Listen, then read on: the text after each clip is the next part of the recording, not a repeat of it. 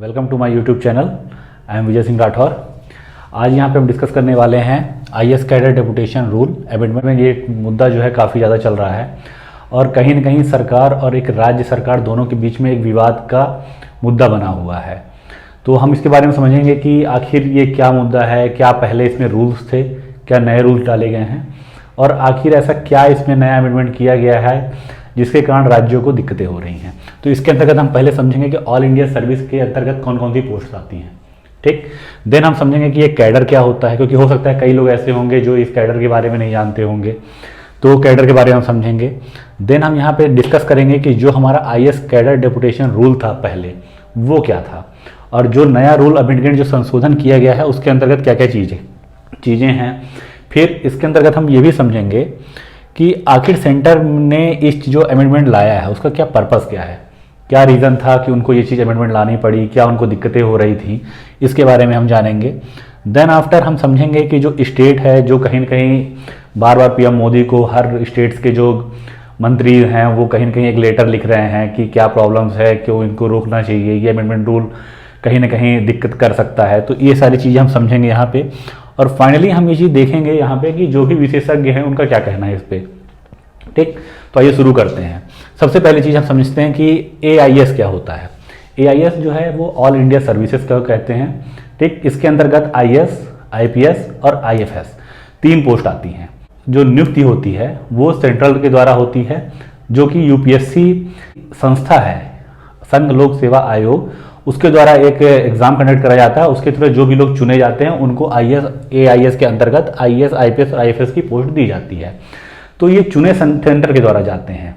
ठीक, लेकिन after qualified exam ये लोग क्या होता है कि ये स्टेट, जो भी इनका स्टेट होता है, इनको एक स्टेट के अंतर्गत कार्य करने के लिए भेज दिया जाता है। तो ऑल इंडिया सर्विस आप समझ, आईएएस, आईपीएस और आईएफएस इन तीनों को कहा जाता है। इनको मतलब इनको उनमें शामिल किया जाता है। फिर हम समझते हैं कैडर।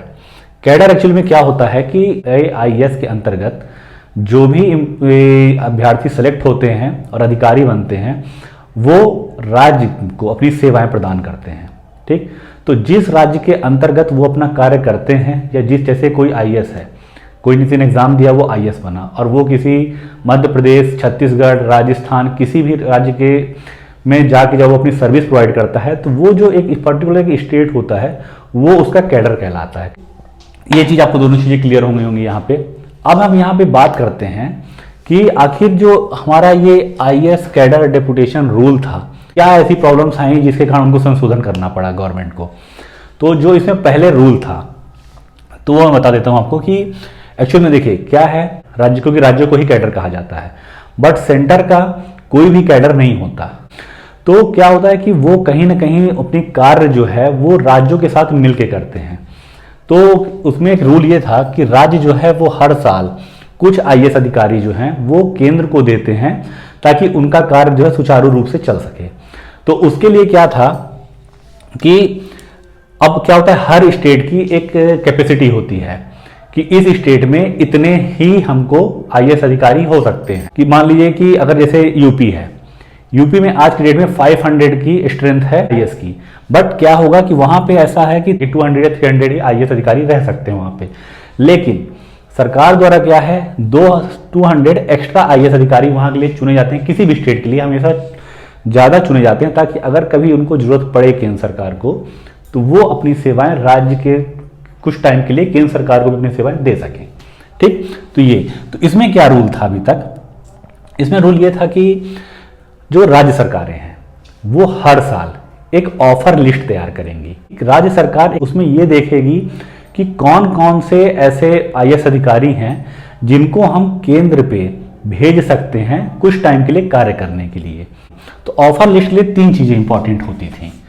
पहला, आईएएस जो आईपीएस जो भी हैं, ठीक, वो एग्री करने चाहिए। दूसरी चीज, स्टेट जो है वो एग्री होने चाहिए।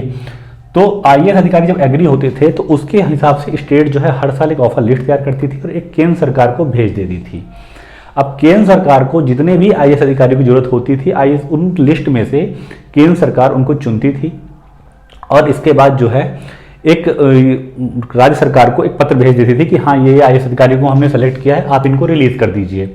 ठीक, तो आईएएस अधिकारियों को वहां से रिलीज कर दिया जाता था और वो डेपुटेशन पे केंद्र सरकार के अंदर पे काम करते थे। तो डेपुटेशन का मतलब होता है कि जैसे कि मान लीजिए कोई अधिकारी है, वो रेवेन्यू विभाग में कार्य कर रहा है, पर विभाग चाहता है कि वो कुछ समय के लिए वहां का काम करे, वहां काम देखे, तो उस अधिकारी को उसकी इच्छा पे वो डेपुटेशन मतलब फॉरेस्ट विभाग के लिए भी काम सेवाएं दे सकता है पर्टिकुलर टाइम के लिए। ठीक, उस टाइम पीरियड के लिए उसको वहां पे हो सकता है कि डेपुटेशन अलाउंस भी दिया जाए, तो अपने वो रहेगा मेन जो कार्य करने का उसका जो मेन एरिया है वो रेवेन्यू विभाग ही है, बट कुछ समय के लिए अपनी सेवाएं वो फॉरेस्ट विभाग को दे सकता है। इसी को हम डेपुटेशन कहते हैं। तो पहले एक ऑफर लिस्ट तैयार होती थी, उसमें आईएएस आईपीएस का नाम दिया जाता था, जो भी अधिकारी उनके नाम दिए जाते थे, और देन स्टेट केंद्र सरकार उनमें से चुनता था और स्टेट जो है उनको रिलीव कर देता था। इस तरह से केंद्र सरकार का कार्य चलता था। और इसमें क्या हुआ था कि कुछ समय तक केंद्र सरकार का ये था कि जो राज्य सरकारें हैं वो जितनी उनकी पोस्ट है उसका 40%, कितना 40% आईएएस अधिकारी जो हैं उनको जो है वो हर साल देगी, है ना, केंद्र सरकार को काम करने के लिए। तो इसमें क्या था, 40% इसलिए रखा गया था कि जैसे मैंने आपको पहले कुछ देर पहले मैंने आपको बताया था कि जैसे यूपी है उनका 500 आपको आईएएस अधिकारी दे दिए गए, तो 500 आईएएस अधिकारी दिए गए, तो उसमें से मान लीजिए कि पहले उनमें ये देखा गया कि 40% केंद्र सरकार को कार्य करने के लिए चाहिए कुछ समय के लिए, तो 500 का 40% लगा लो, ठीक, 200 हुए। तो मान लीजिए यहाँ कैपेसिटी जो है वो 300 ही है, तो सरकार ने 200 इनको एक्स्ट्रा आईएएस अधिकारी दिए। क्यों दिए? कि जब इनको जरूरत पड़ेगी तो ये जो है वहां पे कहीं ना कहीं कार्य कर सके। ठीक, इसलिए यहाँ पे 40% का रूल बनाया गवर्नमेंट ने कि 40% अधिकारी, और ये पर्टिकुलर एक स्टेट के लिए नहीं है, ये क्या था कि ये एक रोटेशन प्रणाली होती है कि हर स्टेट से कुछ समय के लिए आईएएस अधिकारी वहां पे भेजे जाएंगे केंद्र सरकार में। अब ये पुराना, ये जो अब मैंने आपको बताया ये पुराना रूल था।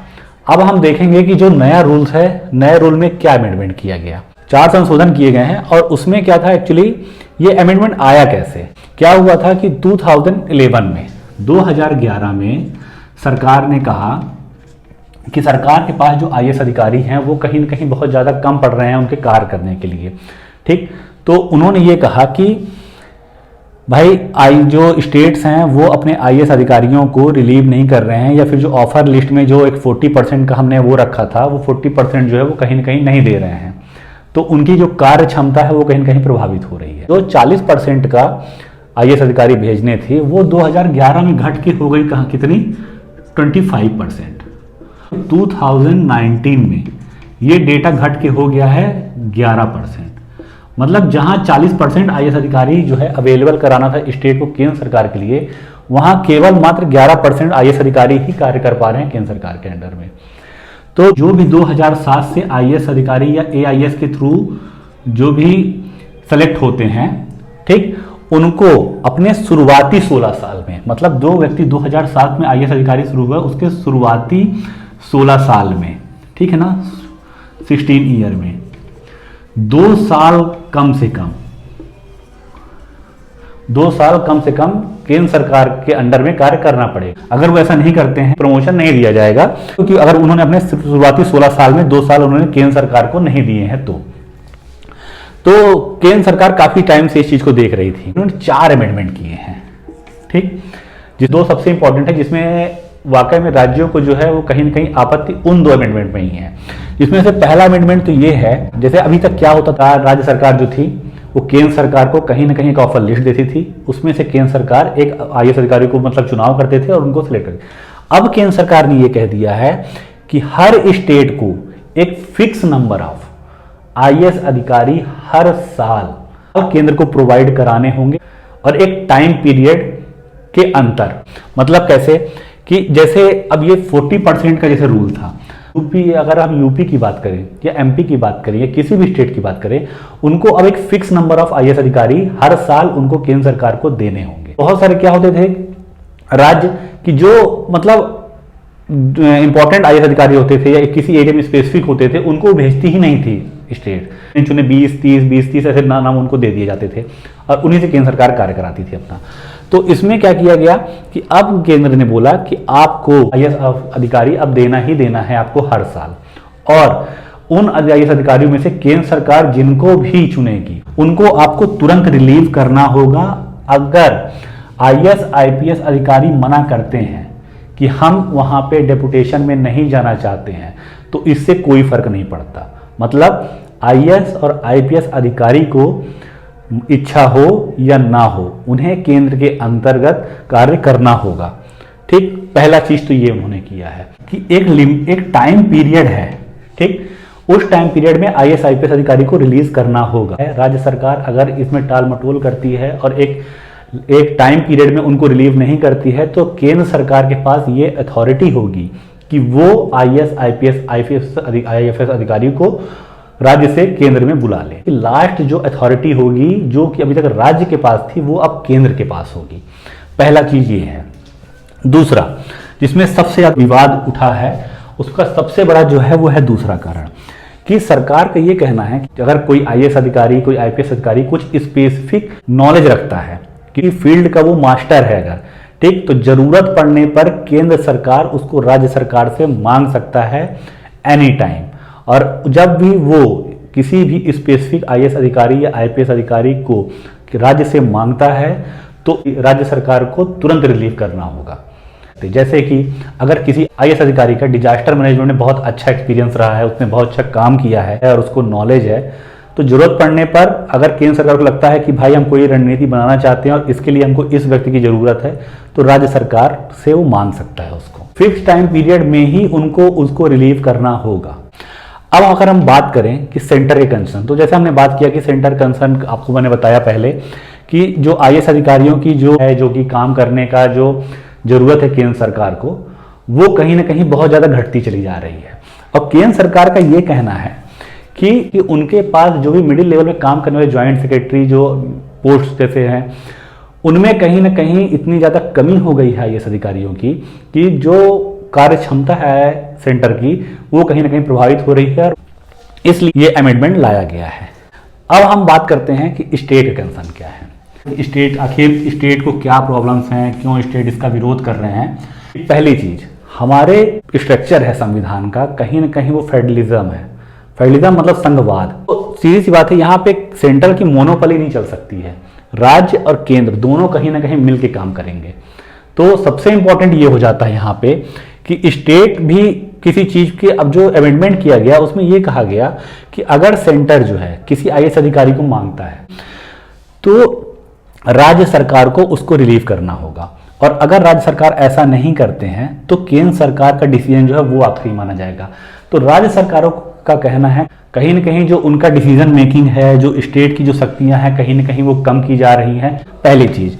दूसरी चीज जिसमें सबसे ज्यादा स्टेट्स को जो सबसे बड़ी दिक्कत है उनका ये कहना है कि अगर सरकार जैसे जो सेकंड अमेंडमेंट जो मैंने आपको बताया कि किसी भी स्पेसिफिक व्यक्ति को केंद्र सरकार मांग सकती है और राज्य सरकार को उसको रिलीव करना होगा, तो राज्य सरकार का ये कहना है कि अगर राजनीति के लिए इस अमेंडमेंट का यूज किया गया, जैसा कि आप जानते हैं कि क्या आज अपने भारत में ही कई राज्यों में अलग सरकार है और केंद्र में अलग सरकार है, तो अगर राजनीति के परिप्रेक्ष्य से कोई ऐसा कार्य किया जाता है कि किसी मुख्यमंत्री की पर्सनल सेक्रेटरी को या सेक्रेटरी को ही मांग लिया जाता है केंद्र सरकार द्वारा, तो कहीं ना कहीं उस पूरे राज्य की राजनीति जो है वो कहीं ना कहीं प्रभावित होगी।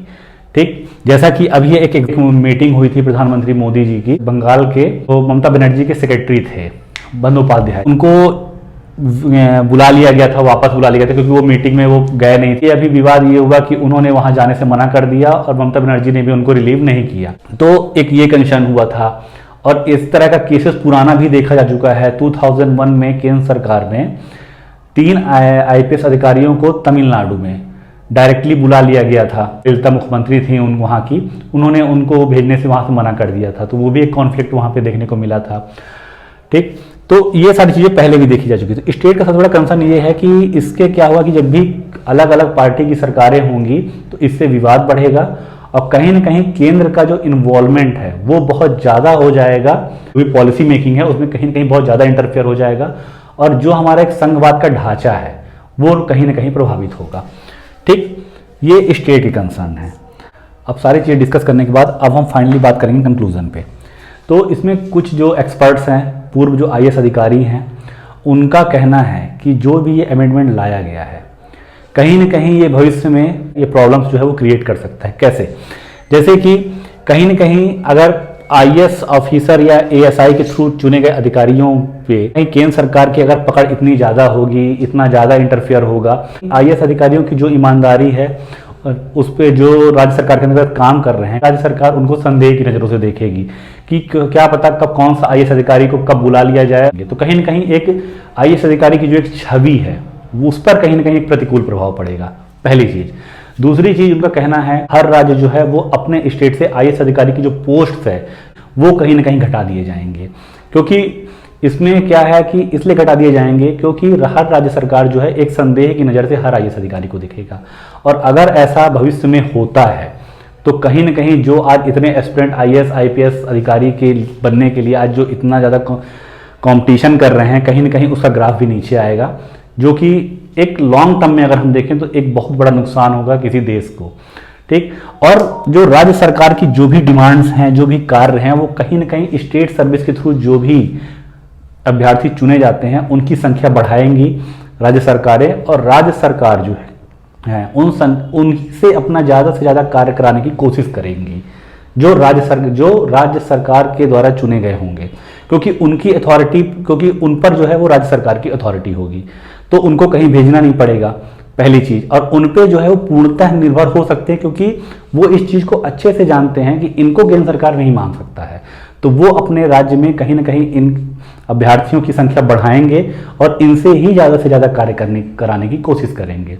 तो ये एक जो दिक्कतें हैं वो उन्होंने रखी हैं केंद्र सरकार के सामने।